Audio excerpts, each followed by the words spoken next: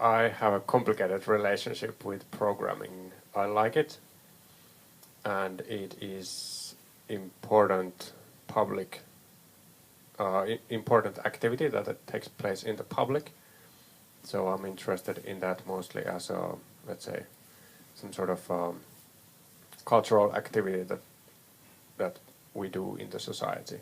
Programming is use of language. Varför snackar man om koding og barn så mye? Hvorfor snakker man ikke om eldre og koding? Det jo også en veldig interessant ting, for jeg jo veldig entusiastisk på dette, og det kan dere kanskje høre med at jeg blir litt tom for pust når jeg driver og snakker. Men jeg har jo faktisk fått flere eldre lærere, for eksempel, som veldig entusiastiske på å lære dette, og de plukker det opp vanskeligere enn de unge, nettopp fordi de har et sånt mindset på at det et engineering problem, det et teknisk problem. Men med en gang man begynner å forklare at dette her noe som som å skrive en essay, som å skrive en bok, så det mange eldre som også veldig entusiastiske på dette, og som kan løse problemer. Men altså, mye av grunnen til at det fokuserer på unge, tror jeg fordi det mange som har det mindsetet at eldre aldri gidder. Første gang det må ha vært veldig lenge siden. Det begynte jo med videospill som det pleier å gjøre med de fleste nå til dags. Jeg tenkte, dette var fancy, hvordan gjorde folk det? Hvordan modifiserte folk det og det? Og etter hvert så bare gikk det dypere ned i deeper in the rabbit hole, som det sies. Jeg var rundt 14. Kjetil, når folk spør deg, hvilke språk kan du? Hva svarer du da? Python, Java, C++, Rust, Go, og så videre og sånn.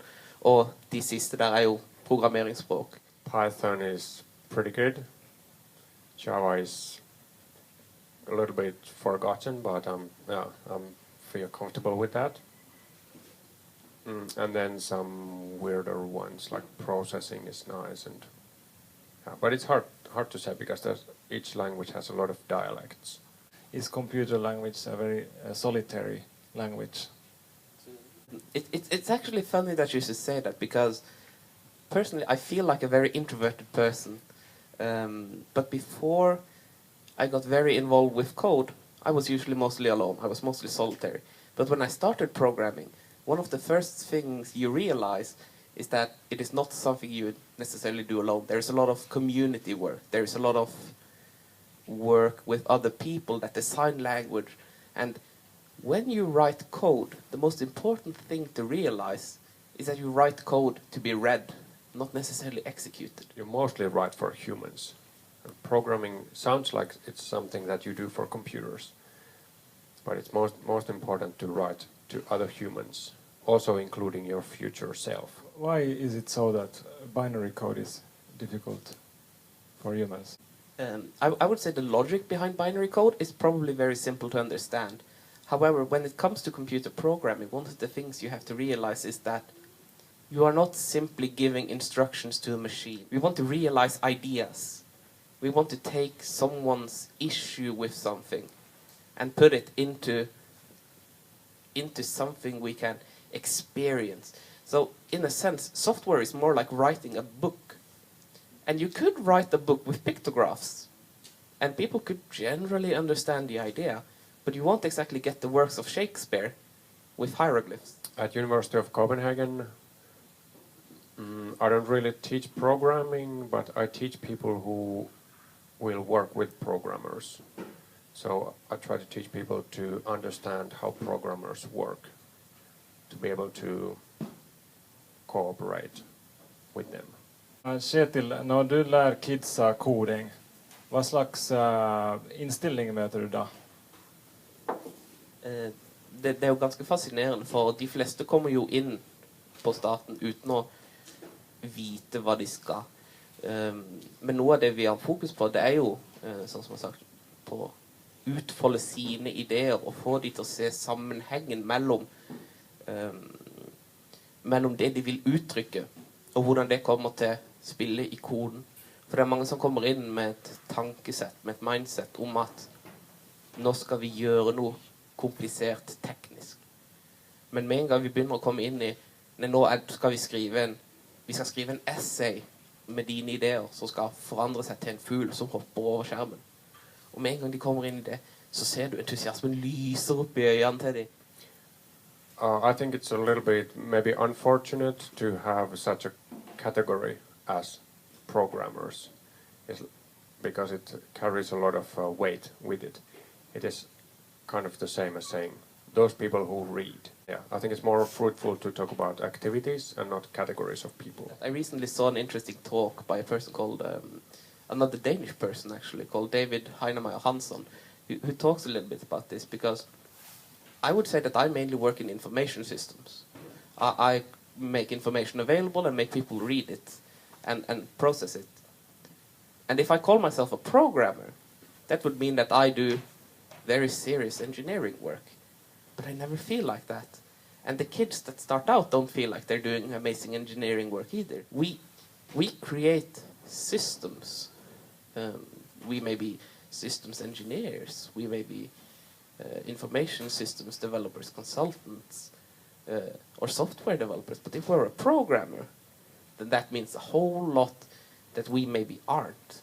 And so it creates a lot of imposter syndrome with people. Just like how people that are amateurs writing books might be compared to, Knausgård or whatever, when they might have written a very good book. Like if I make a shopping list, I'm not an author, but I still use the same tools. I maybe use a pen and paper and put characters on the paper, so it kind of looks like the same. Kjetil, hva er Hour of Code på norsk? Hour of Code er jo det vi kaller kodetimen her, og hvis jeg husker rett fra Lær Kidsa-koordinatoren, så er det nå en rekordstørrelse av folk som har påmeldt sine elever på det. Jeg husker ikke tallet akkurat nå, men det har aldri vært større i Norge gjennom Lær Kidsa-kode på dette. Og jeg ser en økende entusiasme blant lærere på å få de introdusert til den Hour of Code. The most important lesson I had when I broke my father's computers, because I wanted to play some computer games, and then I broke it, and then I had to kind of solve it like before he comes back from work, because otherwise he'll be very mad. Because that's exactly how I started as well. I wanted to play games, Age of Empires, something with an otter when I was a little, yeah. And then I broke the computer. But nowadays, for example, with the iPads and your iPhones and stuff, it's not easy to break it. It's not easy to take apart and put together.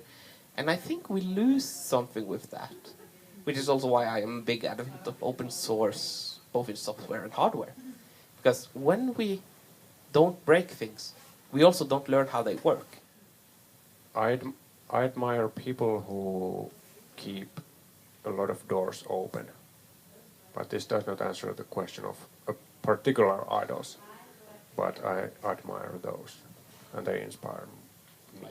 I am very inspired by Linus Torvalds and his work in keeping the Linux kernel open source and available to people, but I can't think of a single programming superstar, because there are so many individual people on the smaller level.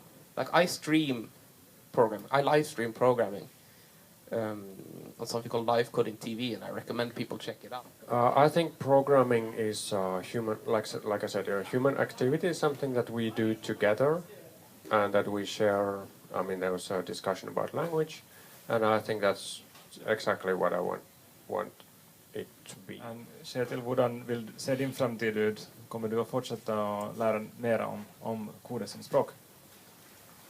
Jeg synes det er et veldig fascinerende felt i hvert fall med programmering som språk, og det er jo som du sier, vi må få flere inn på dette og begynne å få folk til å forstå programmering, og det å kommunisere kode, det å gjøre det om til at liksom folk forstår at det er et eget språk, og da må man også forstå tankegangen og det som går bak det, og da kan vi ikke isolere det som oldtidens latinsk. Vi må ha en ny såkalt printing press revolusjon. Så det er jo på en måte ikke begynn med latinsken når du skal lære deg tysk, for eksempel. That software is not something new. And a lot of times when we speak about software and programming and this sort of computery things, also the internet, they are presented as new things. My research partner has been studying engineers at NASA, which is really great because their object is like 9 billion kilometers that way, orbiting Saturn. So they look at that, and it's very, very also extreme case to understand time and age of software and kind of understand that no, it's not new and innovative. It was built for yesterday's problems. It was built with yesterday's solutions, and we just have to deal with it. That's what life is. Og det noe av den samme mentaliteten man burde ha rundt programmering som man har som å skrive bøker. Nettopp at det ikke så vanskelig som man først skulle trodd